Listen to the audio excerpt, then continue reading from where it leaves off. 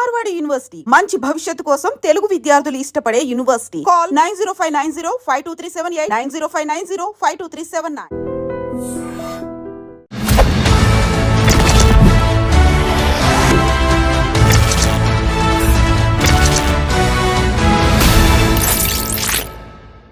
అందరికీ నమస్కారం. నేను Swaroopa Potlapalli. Welcome to iDream. Donald Trump America అధ్యక్షుడిగా రెండోసారి బాధ్యతలు చేపట్టిన తర్వాత తీసుకుంటున్న నిర్ణయాలు విదేశీయుల్లో గుబులు రేపుతున్నాయి. ప్రస్తుతం నాతో పాటు American studies expert Kannaganti Ramesh గారు ఉన్నారు. ఆయనతో మాట్లాడి వీసాలకు సంబంధించిన అనేక అప్డేట్స్ తెలుసుకుందాం. నమస్తే రమేష్ గారు. నమస్తే అండి. అనుకున్నట్టే అవుతోందండి. ఇంకా ట్రంప్ వచ్చాడంటే ఖచ్చితంగా వీసాల మీద అనేక రకాలైన డెసిషన్స్ తీసుకుంటారు అని అందరూ అనుకుంటూనే ఉన్నారు. ముఖ్యంగా H1B వీసాల మీద లాటరీ సిస్టమ్ ను బ్యాన్ చేయబోతున్నారు, ముఖ్యంగా రద్దు చేయబోతున్నారు అనే వార్తలు వస్తున్నాయి. మీ దగ్గర దీనికి సంబంధించి ఏమి ఇన్ఫర్మేషన్ ఉంది? H1B లాటరీ సిస్టమ్ని రద్దు చేయటం అనేది ఇప్పుడు జరగదు. Please be relaxed. కానీ there are two schools of thought. ఒక స్కూల్ ఆఫ్ థాట్ ఏమని చెప్తుందంటే, మెరిట్, అమెరికా అంటేనే merit based economy, meritorious talented highly skilled పీపుల్కి ఇవ్వాల్సిన H1B వర్క్ పర్మిట్ని మీరు అదేదో ఒక జోదం లాగా లాటరీ వేసి ఆ లాటరీలో ఎవరిది చిట్టు వస్తే వాళ్ళని తీసుకొని వాళ్ళకి పంపించడం ఏంటి? ఎగ్జాంపుల్ అండి, హార్వర్డ్ యూనివర్సిటీలో చదువుకున్నాను నేను. ఎగ్జాంపుల్, నిజంగా నేను స్టాన్ఫోర్డ్ యూనివర్సిటీలో చదువుకున్నాను. నేను ఆర్టిఫిషియల్ ఇంటెలిజెన్స్ ప్రోగ్రామ్ మీద మొన్న 2024లో స్టాన్ఫోర్డ్ యూనివర్సిటీలో చదువుకొని వచ్చా.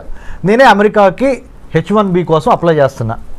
కానీ నా టైం అవ్వక నా చిట్టు పికప్ అవ్వకుండా ఎవరో అమెరికాలో ఒక చిన్న యూనివర్సిటీలో అడ్మిషన్ వచ్చిన వాళ్ళ లాటరీ సిస్టంలో అక్కడ చదువుకొని వచ్చిన అబ్బాయిది వర్క్ చేయడానికి ఆయన చిట్టు పికప్ అయింది అనుకోండి.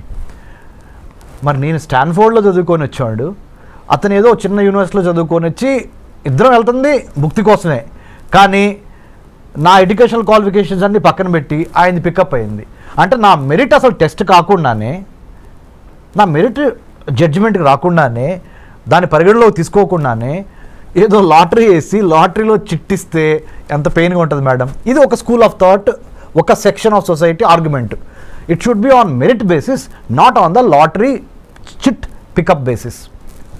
సెకండ్ రంగ్ ఆఫ్ పీపుల్ ఏం చెబుతున్నారంటే, వర్ణాలు, వర్గాలు, తరతమ భేదాలు, ఉన్నవాళ్ళు లేనివాళ్ళు, ఇవన్నీ మాకు సంబంధం లేదు. చిట్ ఎవరికి వస్తే వాళ్ళకి కూడా వదిలిపోయే ఈజీ అవుద్ది. మేము అప్పుడు ఫెయిర్గా ఉన్నట్టు ఉంటుంది, జడ్జిమెంట్గా ఉన్నట్టు ఉంటుంది. అంటే we're not being judgmental, we're very fair and transparent. Whoever chits like chit gets picked up or lottery gets picked up, he or she will get the H1B permit. So ఇదే fair model అని కొంతమంది. So ఇటువేమో merit అని, ఇటువైపు ఏమో lottery based అని. చివరికి ఇప్పుడు 2025 హైదరాబాద్లో ఐ డ్రీమ్ స్టూడియోలో స్వరూప పొట్లపల్లి గారితో నేను కూర్చొని రమేష్ కన్నగంటి మాట్లాడుతున్న ఈ తరుణంలో ఇప్పుడున్న రూల్ ఏంటి అంటే, చిట్టు ద్వారానే, లాటరీ ద్వారానే పికప్ అయ్యేదే H1Bకి వెళ్తుంది. కానీ ఇంకా అది రద్దు కాలేదు ఆ system. This is the fact. కానీ మనలాంటి వాళ్ళం మాట్లాడుకున్నప్పుడు ఖచ్చితంగా ఒక టాలెంట్ అనేది లక్ డిసైడ్ చేయకూడదు. అవును కదా. మరి ఇప్పుడు ఈ లాటరీ సిస్టమ్ తీసేస్తే మంచిదంటారా, తీయకపోతే మంచిదంటారా? ప్లస్లు ఏంటి, మైనస్లు ఏంటి? చాలా మంచి ప్రశ్న, చాలా తెలివైన ప్రశ్న అడిగారు మీరు. అంటే పబ్లిక్ పల్స్ కూడా ఇలాంటి ప్రశ్న కోసం ఎదురు చూస్తూ ఉండుంటుంది. ఒక మెరిటోరియస్ స్టూడెంట్గా కింద నుంచి చదువుకొని, అంటే స్కాలర్షిప్స్ మీద, మెరిట్ మీద చదువుకొని పైకి వచ్చిన వాడిగా, ఆబ్వియస్లీ నా personal opinion, I will vote for the merit based system. కానీ life is not fair. Life is not bed of roses. Life cannot be in black and white. There are areas of grey, right? There are colors of grey. కాబట్టి ప్రస్తుతానికి ఒక కొత్త model evolve అయ్యే వరకు we have to follow this model only. This model indicates lottery system of H1B, so that I'm not being partial, I'm not being judgmental, I'm not being selective, I'm not being biased అనేది crystal క్లియర్గా ఉంది. కానీ this is not fair. ఎందుకు? మీరు అన్నట్టుగా talent ఒకటి, luck ఒకటి. నా లక్ బాగుండి నాకు వచ్చింది, నా టాలెంటెడ్ రాలా. మరి రేపు నన్ను తీసుకునే ఎంప్లాయర్ ఉన్నాడు అనుకోండి, అక్కడ అమెరికాలో పెద్ద కంపెనీ ఇన్ఫోసిసే ఉందనుకోండి మేడం, లేకపోతే బిల్ గేట్స్ మన మైక్రోసాఫ్టే ఉందనుకోండి మేడం. నేను లాటరీ ద్వారా పికప్ అయ్యి వచ్చాను, నేను మెరిట్ బేస్డ్ మీద రాలా. అంటే నేను చదువుకుంది స్టాన్ఫోర్డ్ యూనివర్సిటీ, లెక్క ప్రకారం నాకు రావాలి, కానీ నాకు రాలేదు. కానీ ఎవరో ఒక చిన్న యూనివర్సిటీలో చదువుకో, అంటే ఇక్కడ మీరు ఇంకొకటి ఆర్గ్యూ చేయొచ్చు వేరే వాళ్ళు ఏమని అంటే పెద్ద పెద్ద బ్రాండెడ్ యూనివర్సిటీలు చదువుకున్న వాళ్ళకి మాత్రమే తెలివితేటలు ఉంటాయా, చిన్న చిన్న పల్లెటూరు నుంచి లేకపోతే సెకండ్ రంగ్ కాలేజెస్ యూనివర్సిటీస్ నుంచి వచ్చిన వాళ్ళకి తెలివితేటలు ఉండవా అనే ప్రశ్న గ్యారంటీగా లేవనెత్తారు. So nothing is perfect. Every set of judgmental or measuremental basis has its own little bit of fallacies and mistakes, little bit of weaknesses, little bit of shortcomings.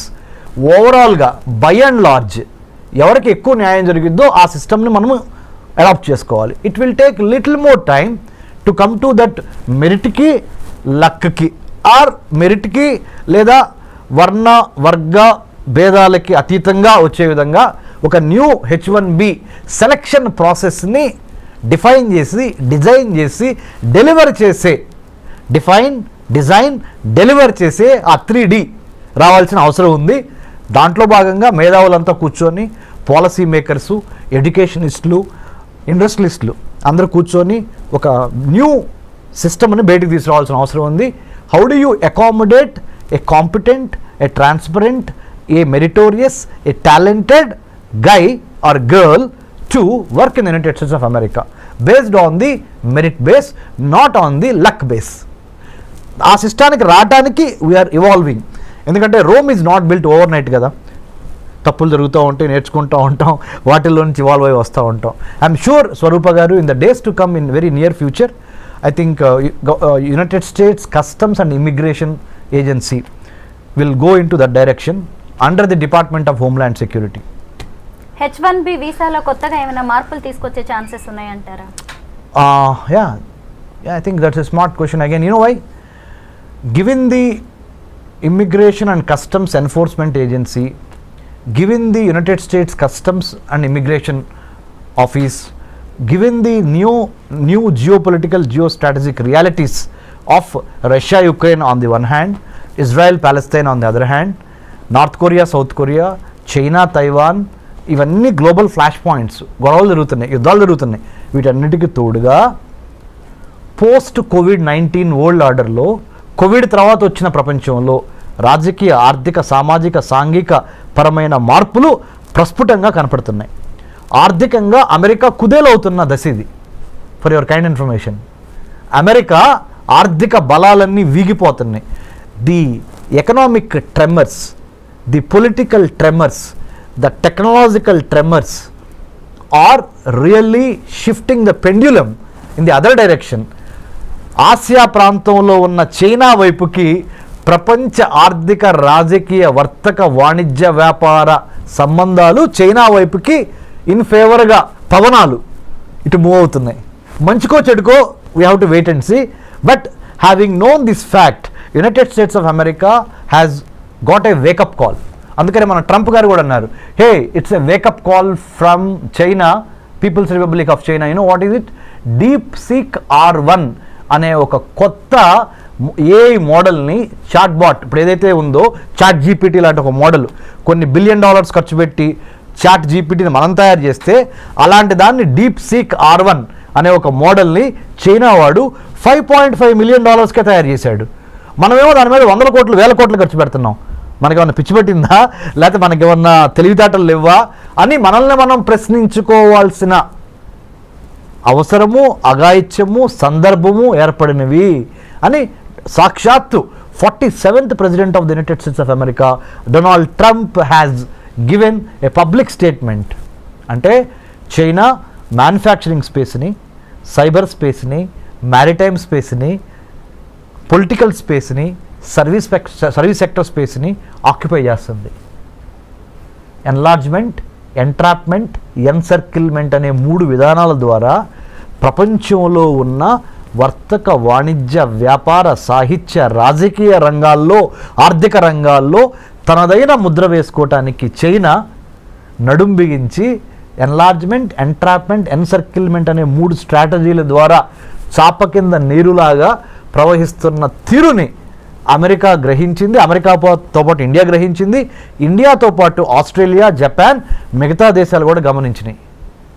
ఈ 4 దేశాల పేర్లు ఎందుకు ప్రస్ఫుటంగా ప్రస్తావించానంటే మేడం గారు, స్వరూప గారు, India, Australia, Japan, United states, ఈ 4 కలిపి ఈ చైనాని ఎదుర్కోవటానికి క్వాడ్గా ఏర్పడింది. QUAD అంటే 4 చతురస్రాకారంలో ఈ 4 దేశాలు ఈ చైనాని ఎదుర్కోవటం కోసం, ఇందాక మీకు చెప్పాను spaces, manufacturing space, cyber space, maritime space, service sector space and political space, వీటిని కాపాడుకోవాలి దీని నుంచి, చైనా నుంచి అని ఈ 4 దేశాలు జతగట్టినాయి.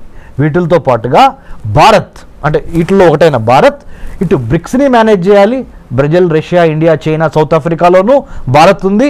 ఇటు క్వాడ్ అంటే Australia, Japan, India, United States, ఇక్కడ కూడా ఇండియా ఉంది, ఇక్కడ కూడా ఇండియా ఉంది. మరి వీళ్ళతోనూ వెళ్ళాలి, వీళ్ళతోనూ వెళ్ళాలి. ఇద్దరితో కలిసి వెళ్ళి తన యొక్క రాజ్య ప్రయోజనాల్ని ఎలా కాపాడుకోవాలనే రాజకీయ దౌత్యపరమైన చదరంగంలో భారత్ చాలా స్మార్ట్గా తన పావుల్ని కదపాలి. ఇంత దీనికి ఒక బ్యాక్గ్రౌండ్ ఉంది ప్రపంచ రాజకీయాల్లో.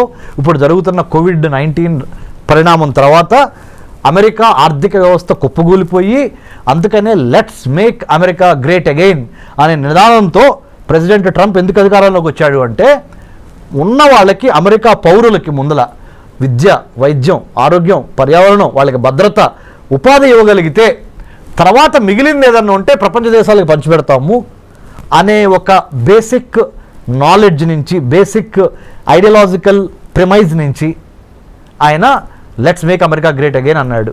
అందుకని ఇండియాకి నిన్నగాక మొన్న $21 మిలియన్ రద్దు చేశారు US ఎయిడ్ నుంచి.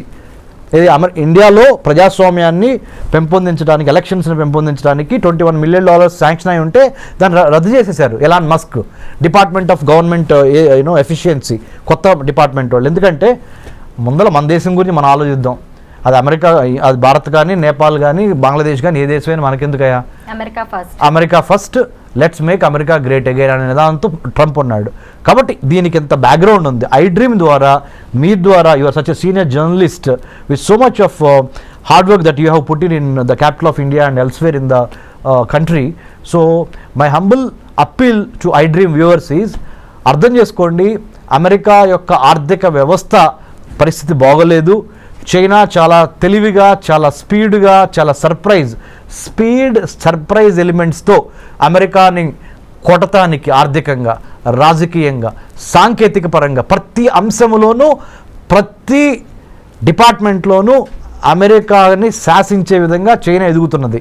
కాబట్టి భారత్ ఏం చేయాలి అంటే, ప్రపంచ రాజకీయాల్ని ఒక తెలుగువాడిగా మనం గమనించి చాలా స్మార్ట్గా మన ఆర్థిక, రాజకీయ, వర్తక, వ్యాపార, వాణిజ్య ప్రయోజనాలని కాపాడుకుంటా ఇటు అమెరికాతోనూ ఉండాలి, ఇటు చైనాతోనూ ఉండాలి, ఇటు రష్యాతోనూ ఉండాలి, ఇటు యూరోపియన్ యూనియన్తోనూ ఉండాలి అనే ఒక smart, the combination of muscle power and then mind power, ఈ రెండు కలిపి స్మార్ట్ పవర్గా ఎదిగి మనల్ని మనం కాపాడుకోవటం చాలా ఇంపార్టెంట్. ఇలాంటి పరిస్థితుల్లో మరి ముఖ్యంగా కొత్త అధ్యక్షుడు వచ్చినప్పుడు కొత్త ఆశయాలతో వస్తూ ఉంటాడు. వాటిని అర్థం చేసుకొని దానికి అనుగుణంగా ప్రీ డిపార్చర్ ఓరియంటేషన్ అంటారు, PDO అంటే ఇక్కడి నుంచి వేరే దేశం వెళ్ళేటప్పుడు ఆ దేశం యొక్క చట్టం ఏంటి, న్యాయం ఏంటి, సంస్కృతి ఏంటి, సాహిత్యం ఏంటి, చరిత్ర ఏంటి అనేది అవగాహన లేకుండా ఏదో వీసా వచ్చేసింది కదా అని చంకలు కొట్టుకొని బొమ్మని మీరు ఫ్లైట్ ఎక్కి అక్కడ దిగంగానే వాడు చెప్పేది మీకు అర్థం కాదు, మీరు చెప్పేది అర్థం కాదు, మీరు అక్కడికి వెళ్ళిన తర్వాత భారతదేశంలో ఎలా ఉన్నామో అలా ఉందాం అనుకుంటే కుదరదు, తిరిగి మళ్ళీ డిపోర్టేషన్ అంటాడు, ఇంకోటి అంటాడు, H1B వర్క్ వీసాల గురించి మాట్లాడతాడు, F1 స్టూడెంట్ వీసాల గురించి మాట్లాడతాడు, ఆప్షనల్ ప్రాక్టికల్ ట్రైనింగ్ 20 గంటల మించి చేయకూడదు అంటాడు. అర్థం కాక ఏం చేయాలి అర్థం కాక, ఇవన్నీ కాకుండా ప్రీ డిపార్చర్ ఓరియంటేషన్, PDO అంటే వేరే దేశంలోకి, మన దేశం నుంచి వేరే దేశంలో కాలు పెట్టబోయే ముందల అక్కడ చేయవలసిన అంశాలు ఏంటి, చేయకూడని అంశాలు ఏంటి, అక్కడ రాజకీయం ఏంటి, చరిత్ర ఏంటి, సాహిత్యం ఏంటి, వర్తకం, వ్యాపారం, వాణిజ్యం అక్కడ ఎలా జరుగుతుంది అనే దాని మీద మినిమం కామన్ సెన్స్తో, మినిమం హోంవర్క్తో ప్లాన్, ప్రిపేర్, పర్స్పైర్, ఇన్స్పైర్ అనే విధంగా మనం అక్కడికి వెళ్తే మంచిది. 2025లో H1B వీసా రెన్యువల్ ప్రాసెస్ ఎలా ఉండబోతోంది? 2025లో ఏమైనా మారే ఛాన్సెస్ ఉన్నాయి? ఓకే, రెన్యువల్కి సంబంధించినంత వరకు గుడ్ న్యూస్. మంచి ప్రశ్న అగైన్. ఎందుకు చెప్పనా, ఇప్పుడు వరకు 2024 మ్యాక్సిమం 2024 2023-2024 ప్రథమాంకం వరకు, ద ఫస్ట్ పార్ట్ ఆఫ్ 2024 వరకు ఏంటి, H1B వీసా రెన్యువల్ కావాలంటే మీరు ఉదాహరణ, నా పేరు డాక్టర్ రమేష్ కన్నిగంటి, నేనే అనుకోండి, నేను అమెరికాలో సిలికాన్ వ్యాలీలో సియాటల్, శాన్ ఫ్రాన్సిస్కో, బే ఏరియాలో నేను లెట్సే మైక్రోసాఫ్ట్లో పనిచేస్తున్నా. H1B మీద నేను అమెరికా వెళ్ళి ఒక 3 ఏళ్ళు జాబ్ చేశా. మళ్ళీ నేను రెన్యువల్ చేయించుకోవాలి. అక్కడి నుంచి ఇండియా వచ్చి ఇండియాలో కొన్నాళ్ళు గడిపి మళ్ళీ I have to renew my H1B. దానికి సొంత దేశానికి తిరిగి రావాల్సి వచ్చేది. అప్పుడు నేను అక్కడ ఆ ఎంప్లాయర్కి, నేను ఎంప్లాయీ, ఆయన ఎంప్లాయర్, నాకు ఉద్యోగం ఇచ్చిన ఆయన, నేను ఉద్యోగం చేస్తున్నా ఆయన్ని. మా ఇద్దరికి మధ్య కొంత కమ్యూనికేషన్ కావాలి, మళ్ళీ మీ ఇద్దరు అడ్జస్ట్ అవ్వాలి. నిన్నటి వరకు అక్కడ జాబ్ చేస్తా, ఒకేసారి మళ్ళీ ఇండియా వచ్చి ఇండియాలో మళ్ళీ ఫుడ్, క్లైమేట్ ఇవన్నీ అడ్జస్ట్ అయ్యి మళ్ళీ ఇక్కడి నుంచి మళ్ళీ అదే జాబ్కి వెళ్ళేటప్పటికి కొంత టైం పట్టేది. సో ఇదంతా ఎందుకు టైం వేస్ట్ బ్యాచ్ అని ప్రధానమంత్రి మోడీ గారు ఎప్పటి నుంచో అమెరికన్ ప్రెసిడెంట్ బైడెన్ని అడిగారు, ఇప్పుడు ట్రంప్ గారిని మొన్న కూడా అడిగారు, మీరు H1B రెన్యువల్ అమెరికాలోనే ఉండి మా భారతీయులకి రెన్యూ చేసుకునే అవకాశం ఇవ్వండి అనగానే వాళ్ళు ఒప్పుకున్నారు. ఇప్పుడు now they are going to give us the chance to renew our H1B by being in the United States of America. You don't need to come back to India. H1B visa మీద ఉన్న వారికి జన్మతః వచ్చే ఈ పౌరసత్వ రద్దు అనేది కూడా వాళ్ళ మీద ఎలాంటి ప్రభావం చూపించే అవకాశం ఉంది? అంటే H1Bని ఒక్క నిమిషం పక్కన పెడితే స్వరూప గారు, మొన్నటి వరకు 1789 జార్జ్ వాషింగ్టన్ ప్రథమ American president, 47th president of the United States of America Donald Trump ప్రమాణ స్వీకారం ముందల వరకు, అంటే జనవరి 2025 జనవరి 20 వరకు ఏంటంటే, ఆ దేశంలో కనుక ఒక ప్రెగ్నెంట్ లేడీ జన్మనిస్తే ఆటోమేటిక్గా అబ్బాయికి కానీ అమ్మాయికి కానీ ఆ అమెరికన్ పౌరసత్వం వచ్చేసేది. కానీ ట్రంప్ ఏం చేశాడు, అమెరికన్ పౌరసత్వం ఇవ్వటం ఈజీ, కానీ పౌరసత్వం ఇచ్చిన తర్వాత బెనిఫిట్స్ కూడా ఇవ్వాల్సి వస్తున్నాయి. ఆ బెనిఫిట్స్కి అయ్యే డబ్బులు ఖర్చు ఎంత అవుద్ది అంటే, when you are pregnant, you are coming and delivering a baby in my country, that is United States of America, the moment your baby is born on this land, he or she becomes a American citizen కదా. మరి American సిటిజన్ని మళ్ళీ protect చేసుకోవాల్సిన బాధ్యత ఎవరిది? నాదే కదా, అంటే being the American president. So దానికి అయ్యే ఖర్చు ఎంత, దానికి అయ్యే నా బరువు ఎంత, బాధ్యత ఎంత అని వాళ్ళు బేరీజ్ చేసుకొని, ఎందుకంటే ఆయన బిజినెస్ మ్యాన్ కదా, బేరీజ్ వేసుకొని నా వల్ల కాదు బాబు, ఇక నుంచి ఏం చేద్దామంటే అమెరికాలో వచ్చి అమెరికన్లో డెలివరీ అయిన ఏ బేబీకైనా 2-3 కండిషన్స్ పెడుతున్నా. తండ్రి కానీ తల్లి కానీ పౌరసత్వం అయినా అయి ఉండాలి, లేదా గ్రీన్ కార్డ్ అయినా అయి ఉండాలి, లేకపోతే మీకు మీ అబ్బాయికి కానీ అమ్మాయికి కానీ నేను ఇక్కడ పౌరసత్వం ఇవ్వలేను. మీరు ఏదో విజిటర్ వీసా మీద వచ్చి, స్టూడెంట్ వీసా మీద వచ్చి, J1 వీసా మీద వచ్చి, L1 మీద వచ్చి, M1 వీసా మీద వచ్చి ఇక్కడ మీరు మీ అబ్బాయి అమ్మాయి ఇక్కడ పుడితే మొన్నటి వరకు అయితే చెల్లింది పౌరసత్వం వచ్చేది, ఇప్పుడు నా వల్ల కాదు. Because America doesn't have that kind of money or that kind of wherewithal to protect your child, because I have to give you all the American సిటిజన్షిప్కి ఉన్న బెనిఫిట్స్ అన్నీ ఇవ్వాల్సి వస్తుంది. I'm not in a position for the time being. రేపొద్దున వేరే president వచ్చిన తర్వాత, president ట్రంప్కి ఇది సెకండ్ టర్మ్, ఫైనల్ టర్మ్, రేపొద్దున వేరే ప్రెసిడెంట్ వచ్చిన తర్వాత ఆయన మారిస్తే నాకు సంబంధం లేదు. నేను దిగిపోయే వరకు, అంటే 2025 నుంచి అనదర్ 4 years 2029 వరకు నేను మట్టికి మీకు అమెరికా పౌరసత్వం ఇవ్వలేను. బర్త్ రైట్ సిటిజన్షిప్ అనేది మీ బర్త్ రైట్ అని మొన్నటి వరకు అన్నారు కదా, అది ఇప్పుడు కాదు.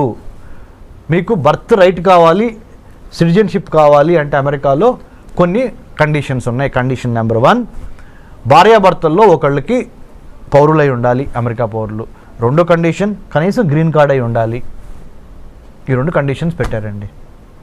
Thank you so much Ramesh garu. Thank you స్వరూప గారు, థ్యాంక్ యూ వెరీ మచ్.